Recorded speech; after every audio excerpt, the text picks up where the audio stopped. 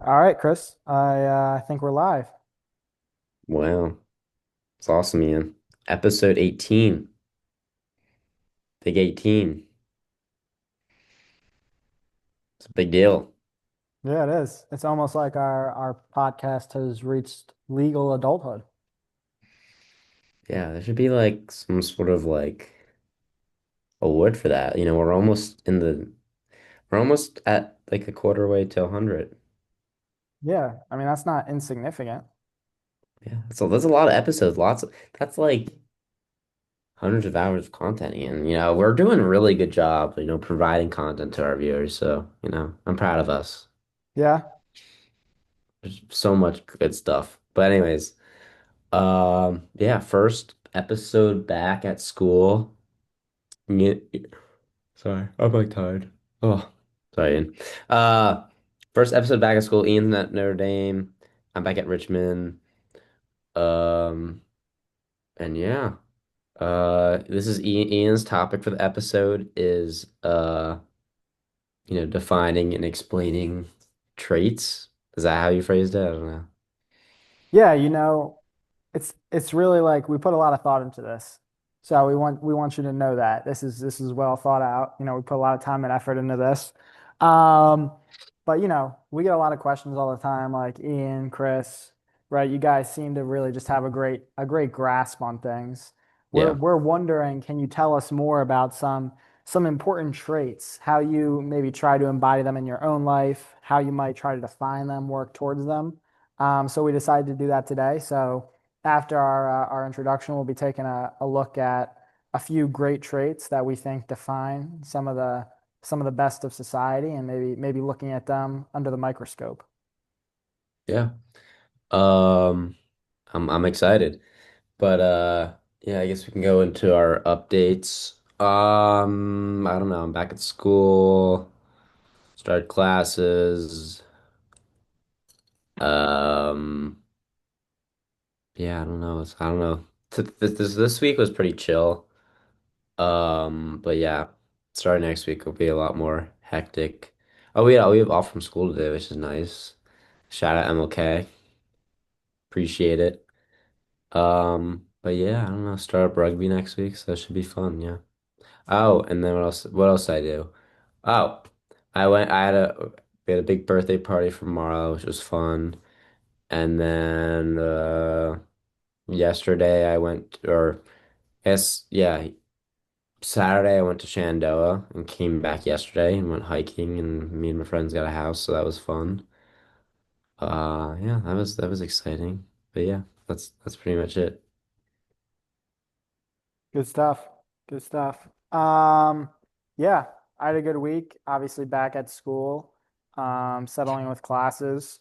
Played a lot of basketball this week. You Oh know, yeah, I played basketball too. I was really good. yeah, I was out there hooping, tearing it up in the paint. Um, over break, I read The Lord of the Rings. And so just coincidentally, the timing worked out that it's the 25th anniversary of the movies being released. So they've all been re-released in theaters. So me and some friends on Friday night and then Saturday afternoon, we saw the first two movies. And then this week we're going to see the third one, kind of Wow. finish it out. But they're long movies. So it was like my entire Friday night, my entire Saturday afternoon was spent at the movie theater. Ian, that's probably good for you to do something other than drinking alcohol on these like late nights, because Yeah. like yeah, I'm proud of you. Switching it up. At least for the start of semester, you switch it up. Thanks. Yeah. Less partying, actually, maybe do something less harmful to yourself. How many movies are there? Is it just three? Yeah, it's just three. Okay. I don't think I've like watched bits and pieces, but I've never actually watched like the whole movies ever. So I'm definitely not an expert in that field, sadly. But yeah, I'm an expert in a lot of things, but yeah, we can go into that later. Um, but yeah, I don't know. Any other updates, Ian? Yeah, I can give a quick one. I'm gonna see if I can share my screen really quick. Oh wow. I just got a text message. Pretty big stuff. Um,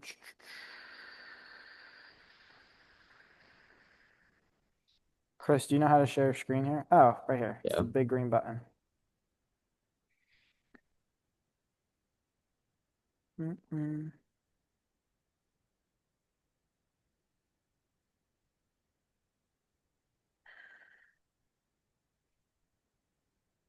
All right. In three, two. Holy, it's taking a while. It's better be worth it, Ian. Oh my Okay. God. Oh, Just oh, got this picture. Just got this oh. picture from Nate. Looking big. He actually is looking big, but that like it kind of concerns me. Like I thought, but that sink is actually disgusting. Why is there stuff everywhere? You see, you got an EpiPen right here. Yo, can we Ever let's analyze this photo. Some dirty laundry, shaving some cream. pills, dolphins. Dolphins toothbrush holder. It's pretty fire. The mirror's a little dirty. Ooh, Gillette. I don't know what that is. But yeah, he's looking pretty big. There Wow, he is. impressed. Yeah. It's getting a little too sexual, Ian. Okay. You keep zooming in. Oh crap. How do I stop sharing? Oh, stop share right there. Got it. All right. We're back. Yeah, just want to give that update. Good looks, Nate. Wow, I'm impressed. I guess he's back in the gym. Even though he didn't really go over winter break that much. But I guess it's easier at Florida, maybe. I don't know. Yeah. Nice. For other, I don't know if there's any other. Oh, Maura was also in Shenandoah, but we didn't go to. She was like there a couple days before me, which is like ironic. Uh, but yeah, I think that's all I have. I don't know. Anyone else? I don't know. Oh, it's Marina's birthday. It is Marina's birthday. Happy birthday, Marina. 21. Mm. Very, very exciting. I wish Marina the happiest of birthdays. Sadly, I cannot be there, but hopefully it's a good day. Yeah. All right. Is that all for our updates? I think so. All right. Well then, with that being said, I guess it's time to jump into our main topic for the day. So, like we said in the intro, we're going to be talking about some important character traits that we find important that are worth discussing. So, first one we're going to start out with is confidence. Um, so Chris, why don't you take it away? Why don't you tell the viewers what confidence is to you? Hmm. I think confidence for me, um, just like how you express yourself, being that, you know, you're very true to your morals and your decisions, even if other people disagree, and being able to stick up for yourself and, push through, adversity, um, while, like, I guess, yeah, ignoring what other people think is what first comes to mind when I think of confidence. Um, but yeah, I don't know. Am I supposed to give examples in my life? Is that what we're doing, Ian? If you want to cut it off there, you want to keep going, whatever you want, I Chris. want to hear what you say. I want to hear what you have to say. Okay. Yeah, I We can mean, bounce off each other. I definitely Or start agree like with you. rambling. I think that like kind of another trait that I think of when I think of confidence is conviction. So conviction is like the belief that what you're doing is right. So there's this great line. I just watched this movie. I rewatched it. One of my favorite movies of all time, The Avengers, the first Avengers movie. And so at one point in the movie, Loki, who's the bad guy, he's talking to Agent Phil Coulson, who's just a regular Shield agent. And Phil Coulson says, "You're gonna lose." Loki says, "Am I?" Phil Coulson says, "It's in your nature." Loki says, "Your heroes are scattered. Your floating fortress falls from the sky. Where is my disadvantage?" And Phil Coulson says, "You lack conviction." And so I think that's a line that always hits me, because it makes me think like, what is conviction? What does that really mean? Right? It's super important when you're doing something that you have that belief in yourself that you're on the right path. And that's what I think in my mind it means to like really have confidence in Hmm. how you carry yourself, how you attack things. Um, Because I mean, at the end of the day, if you believe what you're doing is right, if you believe you're on the right path, then there's really nothing to be afraid of. Um, because no matter what happens, you've pursued what you believe is just. And I think that that's really kind of like the wellspring in my mind that confidence almost springs from. Yeah, no, I agree. When I think of conviction, I think of like my inner self, um, kind of like how I actually, feel internally. And I feel like confidence is usually correlated, but not necessarily. It's more of like an outward projection, I know, a lot of people can be confident, but insides, maybe that's not true. Um, so yeah, when I think about confidence, I think it mostly stems from, your inner conviction and be able to like, believe in yourself and, trust your instincts and believe that, I'm gonna be best at whatever I do. And yeah, having that belief, like, well, you don't need to show it, but having that inside, definitely helps. I like how you had that prepared, Ian. That was really funny. You have more quotes ready? Yeah, I will have more quotes ready. Yeah. I like. Um, but yeah, I completely agree. I think the word you said a lot is belief. I think belief super important for confidence, believing Hmm. in yourself. Um, this another favorite movie of mine is Kung Fu Panda. And Yeah. so in Kung Fu Panda, our main character, Po, right, is the prophesized dragon warrior, right, which means he will receive the dragon scroll, which will supposedly, give him all this wisdom and these powers to defeat the forces of evil, right? But he opens up this scroll and it's completely blank and he thinks, oh my God, I'm a fraud, right? I don't have the dragon scroll. I'm not the dragon warrior. I'm not special. And then he goes to his adoptive father, Mr. Ping, and Mr. Ping lets him in on a secret, right? Mr. Ping has this special secret soup, right? There's supposedly some secret ingredient that makes it super special, right? Yeah. And Mr. Ping tells Poe, he tells him, there is no secret ingredient. To make Mm, something special, you have to believe that it's special.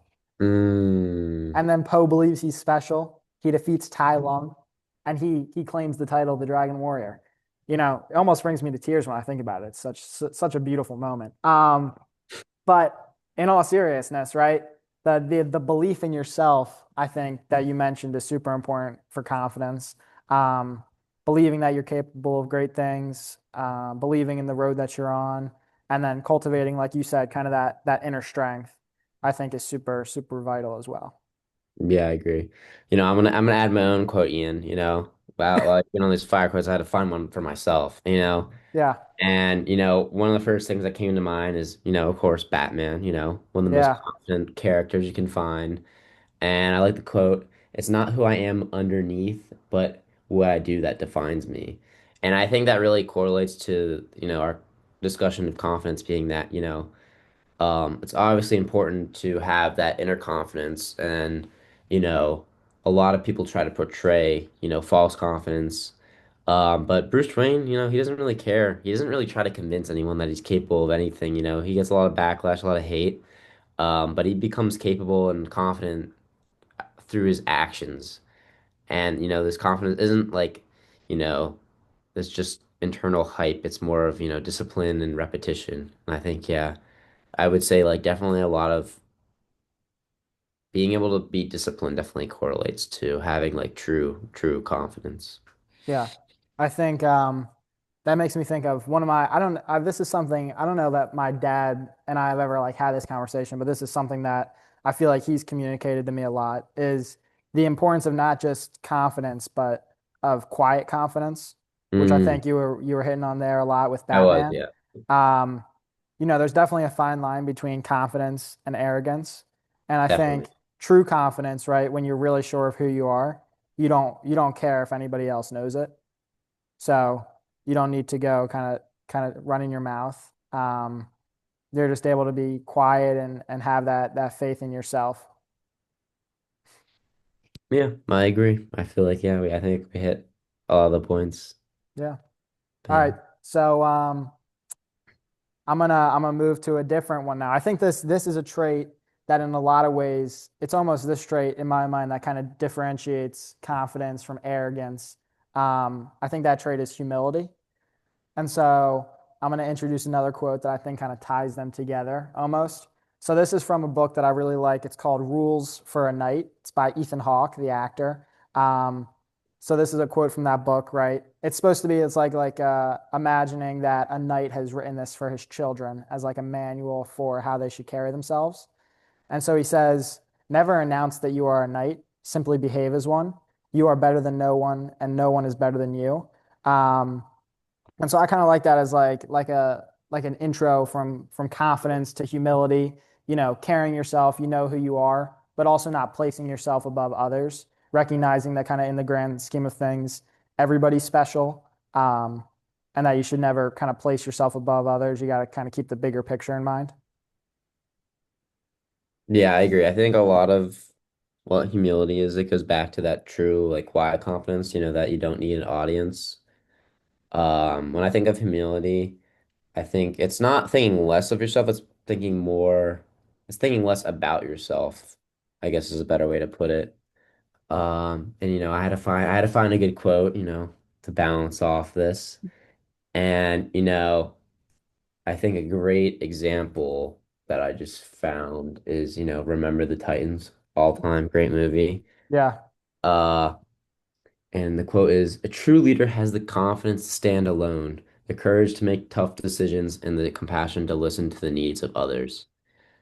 And, I feel like what this adds, leadership requires humility because you don't lead for yourself, it's everything you do. And the more and more I like, get involved with projects in school and whatnot, the more and more you realize you have to work with people and be able to have this sense of humility makes it a lot easier to not only interact with people, but also be a true leader. Because if you can't listen, you're not confident, you're insecure, it's not gonna work out. So having that sense of humility is definitely important, especially for anything that involves other people. Yeah. Um, I completely agree. I think, you kind of hit like humility is born out of kind of respect for everybody else and for who they are. Yeah. Um, and I think humility is a huge part of what it means to be a leader. One of my favorite ideas of leadership is leaders eat last. You Mm, know, they put the team ahead of themselves. And so I think humility is a huge part of that. I think that's a great connection, Chris. All right. All right, why don't we jump somewhere else? All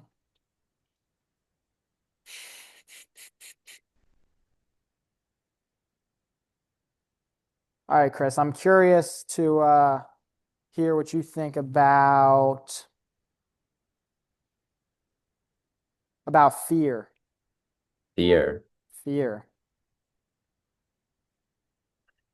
I think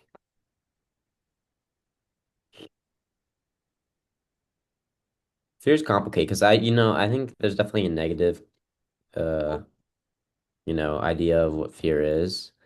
Um, but I don't think fear is necessarily negative.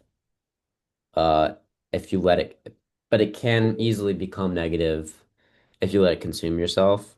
Yeah, When I think of the fear is a very big survival mechanism, it's a driving factor in a lot of things we do. It's naturally wired into your brain very strongly.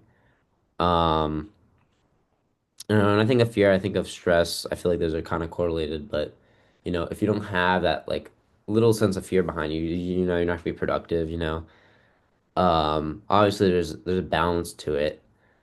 Um, but it allows you to not only protect yourself, but also, propagate, you to do new things, not be stagnant. Um, and I don't know, it's complicated because I wouldn't say like you want fear to be like your main motivator to do anything. But definitely, you definitely can harness it in some ways. And I feel like it's hard to eliminate it. A lot of yeah, people try to eliminate it, which can be beneficial, but I feel like, in my opinion, you always need at least a little bit. Yeah. yeah. I like that. I think one of my favorite scenes in any movie. You mentioned Batman earlier. In the Dark Knight Rises, Bruce Wayne Mm, he's trapped in the cave. as, you know, Bane is terrorizing Gotham and he thinks there's nothing he can do, right? So he's trying to make the climb to escape the cave. And he's talking to this wise old man in the cave. And the man says to him, right, like, you're not afraid and you think that makes you strong. Um, but you're wrong because what you need now is you need the fear of death to drive you so that you can run faster than possible, fight longer than possible, so that you can save your city. And then he makes the climb. You know, it's an incredible moment, one of the best in cinema. But that's kind of that idea, right? Where sometimes we do need fear, we do need stress because they enhance our performance. But I think the really important thing is, you know, a lot of times people have trouble accepting that because when we start to get really afraid, we start to get really stressed, that like cripples us in a lot of ways. And Yeah. so I think that's the biggest hurdle is when we start to get afraid, when we start to feel that way, and we get that natural biological reaction, kind of instituting like a mental shift where we're like, okay, we're scared, like that's actually going to make us better. And now all of a sudden, like the fear is not going to have that hold on us. We can use it almost like a tool um, to make our performance better. And I'm gonna hit another quote. So another great movie, The Karate Kid 3. Bruh. Mr. Miyagi and Daniel's son, okay? Daniel's son is fighting in the Tri Valley Karate Tournament. He's trying to become the first back-to-back winner in history. And so he's fighting against Ringer, Mike Barnes, okay? Mike Barnes is kicking the crap out of him in the championship. The absolute crap out of him. Just tormenting him, right? Terrible, terrible. End of regulation. Danielson's down on the mat. Mr. Miyagi comes over, and Daniel's like, Mr. Miyagi, I'm scared. I'm scared. And Mr. Miyagi goes, Danielson, Danielson, okay, lose to opponent. Must not lose to fear. I love that quote. You know, again, it's such a great quote. We all get scared. It's natural. It's going to happen sometimes. Um, but you can't let yourself be defeated by fear. You know, it's okay to fail, to fall short. Um, but at the end of the day, like the thing that you're afraid of, like the fear of failing is actually always going to be worse than the failing itself. So you got to find a way to push past that fear. You know, you do it once, becomes easier to do it again and again. So take that first step, that first leap, overcome that fear. Hmm. I agree. Fear is normal, and I feel like overcoming fear is, having the courage to do so. And definitely in that quote, I can see you can feel the courage. Mm, Mm, mm. mm. All right. Um, all right, Chris, we'll go next. We'll do, how about perspective? Tell me what you think about perspective. It was a hard one. This is a hard one. A hard one. Um, I think, this is probably the one that I'm probably worst at if I had to guess. Because I definitely become a lot of times, very like looped in, hyper focused on, something. And, maybe it doesn't matter a lot. Maybe it's not a huge deal, but it becomes a big deal to me. And I think the best ways for me to get out of that, loop is definitely changing my perspective, being able to like zoom out and, realize, there's a lot of positive things in life and, it's not good to hyper focus on a couple negative things and, you know, there's a lot of ways to do something, lots of career paths, lots of friends you'll have and, and it's definitely better to zoom out more than often to realize, you have to enjoy the time you have right now because, if you're constantly working, constantly, you know, not enjoying your being around others, it's just a waste of time. And I feel like that was definitely one of my like goals this year. Not, I feel like I did a good last year, but I think I can do it better. It was just like being able to enjoy, the journey, but at the same time being like locked in. And I Yeah. think a lot of that ties back to is having that perspective to understand, like, yeah, I'm doing this right now, but I should also enjoy, being in college, enjoy being young, being around all my friends. It's a very, very lucky time. Yeah, I don't know. There's a lot of ways you could go with perspective. You can go in like how you judge others, how you perceive success, what you believe is possible. I think there's a lot of ways to go with perspective, but at least for me, my first thoughts are definitely go into like personally like how, like I can use it to better my like daily life. Yeah. Yeah, I like that. I'm going to go different direction. I'm going to go kind of perspective with others because I think this is definitely an area where I struggle sometimes. Yeah. I've been told in my life that I can occasionally come off as somewhat judgmental. I don't know if that's true, but You are really very judgy, Ian. I would agree with that statement.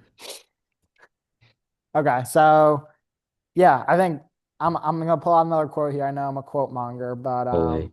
I'm a quote monger. It happens sometimes, right? So one of my favorite TV shows is Ted Lasso. Great TV show. And one of the quotes that most people reference from this show, most popular quotes, most popular scenes, is Ted Lasso's playing darts with some crappy guy, and he pulls out this quote from Walt Whitman: "Be curious, not judgmental." And that's definitely one that hits me because I think, like you said, a lot of times in our lives we're kind of just kind of head down, focused on ourselves, and we don't even notice how often we kind of reduce the people around us to the surface level things. So you're walking in the dining hall and you see these people, right, and you're just making those first instinct judgments and thoughts, and you're not even probing any deeper because you're so self-concerned about what's going on in your own life. And I think that's a huge thing just in your everyday life, whether you're actually interacting with people or you're just seeing them, you're walking around, to try to push away the instinctual judgmental thoughts and to embrace curiosity about that person, their circumstances, who they are, what they have to offer. Um, I think that's super important because at the end of the day, everything that you're struggling with and that you're kind of coping with and dealing with, all the tasks you got to get done. Everybody else has similar stuff, maybe just in different levels, different capacities that they're also probably struggling with. So I think that to be cognizant of that, it's super important. And then to kind of parlay that into what Chris was talking about so well, um, with kind of pulling yourself out of your own head sometimes. I think that naturally we're very self-centered people. I mean, if you think Mhm. about literally the way that we see the world is completely different from other people. It's all processed through our memories, our emotions, our experience with things. So the associations that we make with a specific place, time, event, person are completely distinct from anybody else. So it literally is it's impossible for us to see the world the same way as somebody else. So we're all walking through the day looking at objectively the same things probably, Yeah. but we're processing them completely differently. And like you said, I think it's super important to more than often pull ourselves out of that, and to recognize the possibilities that exist. Because another thing is like naturally, when we think about the future and we think about future events and opportunities, we're naturally thinking about that through the lens of what's happened to us in the past. Mm. So, for instance, I'm going to give an example here that I think is going to maybe get some chuckles, right? So, I've never had a girlfriend, not exactly adept with girls, Really? right? So, if I have a situation with a girl, right, like I'm naturally processing that through my perspective. And my perspective is zero experience, zero anything in the past ever, right? So naturally, I'm kind of going through that in my head in the past. Maybe I'm limiting myself and seeing the possibilities, right? So if I can pull myself out of my head, I can pull myself out of like looking it through my lens of the past, right? Then all of a sudden, the infinite possibilities that exist there are apparent to me, and I can make a better decision.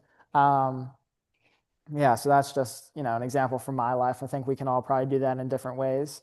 But yeah, that's what I think of perspective. I made me think a couple things. I think the one thing I thought of first was, especially when this at the beginning of your talking, but like the way you perceive others is so like skewed. Like I was just thinking about like how I initially thought of like all of my friends. One of my really, really good friends. at Richmond, Oleg, which you all know probably. Um, when I first met him, I was like, bro, I don't like this guy because like he like stole my seat in like a presentation, and I had to like sit on the other side. I was like, damn, like who is this guy? Like who's taking my seat? He seems like a jerk. And I kind of held that like idea for like a little bit. But then I quickly, like after, hanging out with him a couple times, I quickly realized like, yeah, I was like, this is not who I thought he was. He tried to play this really tough act. He's really not that all that tough. Um, but yeah, now he's one of my like really good friends, and he's definitely someone I like have a lot of shared experiences with, and also I feel like we're pretty similar in a lot of ways, which makes us good friends. So it just like it makes me think like, damn, like I wonder what people think of me, I kind of seem like a lot of people say like when they first meet me that I'm like serious, and you don't understand like I'm usually not serious. Um, that's what I got a lot. But yeah. And then that leads into my second thought being that like, yeah, everyone views the world differently. Like, sometimes I think about like, damn, like what if like everyone saw like colors differently? Like Ian, like what if my red was like your blue? It'd be pretty crazy. Like kind of funky. Yeah, And isn't it also kind of cool that like this is not in a relation, but like you can't think of a new color. Isn't that like crazy to think about? Like it's not within like your mind to be able to think of a new color. that is I, crazy. but yeah, anyways, that was unrelated. I just thought that was like in my head. But yeah. Yeah, I like that. All right, so we've got 3 minutes left on the free Zoom recording. I thought going on Zoom we might get like I'm unlimited kind of time. confused because last time we had like a bajillion minutes for free, and Dude, now I don't maybe it's know. because I used my account last time, Ian. You didn't use. Maybe I have like some premium version. You might, honestly. Yeah, Maybe. but anyway, we're coming to the end of our 40 minutes. So, Chris, I'm Yeah. gonna let you make the call. Um, we could either go to another meeting or we could wrap it up here. And maybe at some point down the line in the future, we pick it back up. We do some more character traits, a little part two action or something. Um. Yeah. I don't know. I feel like this is pretty solid. I don't know if you have any other. I'm sure we could go on and on, but I feel like this is pretty solid. At least start, unless Yeah. you want to continue. I don't know. I feel like we hit a lot of subjects. Yeah. Yeah. I think that's yeah, I think we did a pretty solid job. Content wise, I mean, probably gotta be one of our best in a while, right? Probably. Yeah. A little bit more like deeper and a little bit actually like informative, maybe. Well, I don't know. At least on your end it was. Probably not on my end. Um, but you know, I think definitely. I'll say this. So I remember we talked about in our first podcast, we talked about Andrew Huberman, Yeah. and then Josh Waitzkin, their Huberman Lab episode. And one of the things that they talked about in that was, you know, Josh Waitzkin was sharing all of his experience and he was just kind of talking, right? And Yeah. Huberman was kind of putting theories and kind of specific scientific ideas to that. And Andrew Waitskin was like, at some point, Josh Waitskin was like, yeah, I don't really know any of these theories. I kind of feel bad. Like I'm just like talking about my life. And Andrew Huberman was like, no, what you're actually doing is like you're using yourself as like a scientific experiment. And you're like testing all these Mm, theories on yourself. And so like I'm throwing out quotes here because I have them all laid out in front of me. I'm prepared with them. But Chris, okay. you're talking about your life purely. Right, Right, that's the right, right, purest form of right. sharing, the purest. So I think what you shared was perfect. I think it was the Thank you, Ian. distillation of what we were going for. We're coming right down to the wire here. Thank you guys so much for joining us. It's an absolute pleasure. Yeah. We'll see when it ends, I guess. This is like surprising. Like, I don't know, we could keep talking and on, and you never know when it's gonna end. This episode could go on for like 5 more years. You don't know. Well, I guess if you're watching, Ian, what are you doing? I don't know. I wonder if you can you see two people in this one, or is it just my face? Is just who talking? I hope it's two people. I think it should probably be two people, maybe.